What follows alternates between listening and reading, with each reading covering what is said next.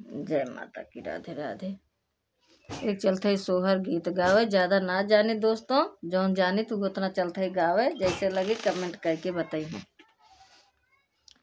पाँच ही पानाव सपाड़िया हो गजब बीरवला गई हो गजब बीरवला गई हो मोरे राजा काब से खड़ी हूँ मुड़वारिया हो दिल से नहीं बोले हो दिल से नहीं बोले हो।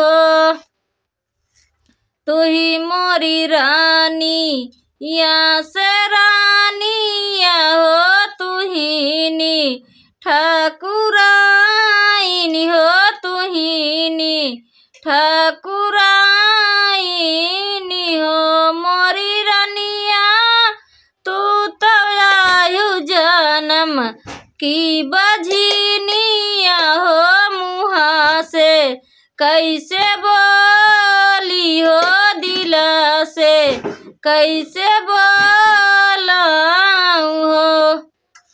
इतनी बचनी सुनई रानिया हो आंगनवा बीचे रोमई हो आंगनवा बीचे रोमई हो मोरी भौजी कामना बिरोग तोरे मानवा हो आंगनवा बीचे रोयु हो आंगनवा बीचे रोयु हो।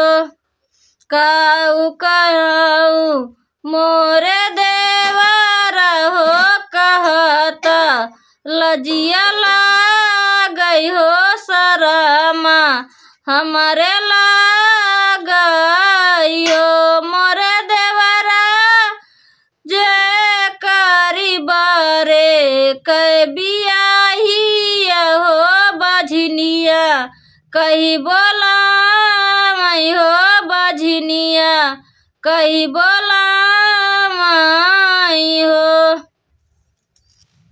तू ही मोरी भाऊ जी से भाऊ जी हो तू ही नी ठाकुराइनी हो तू ही नी ठाकुराइनी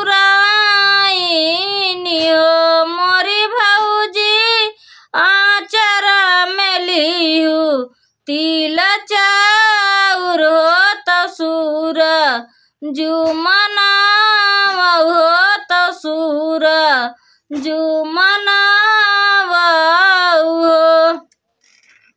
8वां महीना नौला गई हो तौलाला ना जाना मले हैं 8वां महीना नौला गई हो तौलाला ना जाना मई हो तौलाला ना जाना मई हो। बाजे लगे 12 हऊ बजाना हो उठैना लागे सोहर हो उठैना लागे सोहर हो। छकड़ नगरी या कनाउआ हो बलुआ हमारे आवऊ हो बलुआ हमारे आवऊ हो मोरे बरई नाऊ साऊ साठी बीरवला गऊ हो रानिया मनावे जाबै हो रानी का मनावे जाबै हो मोरी तू ही मोरी रानी यहाँ से रानिया हो तू ही नी ठाकुराइनी हो तू ही नी ठाकुराइनी हो मोरी रानिया कुचौना राबी राउआ हो होई के रहती हो हमारे, होई के रहती हो।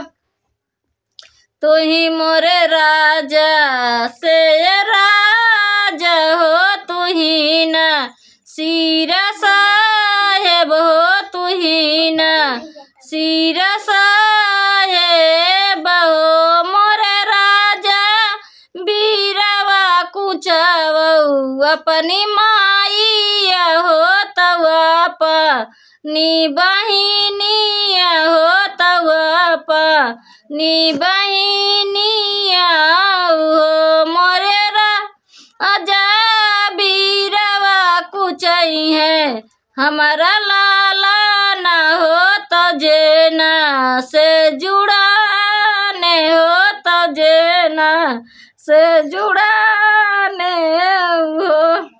जय माता की, राधे राधे।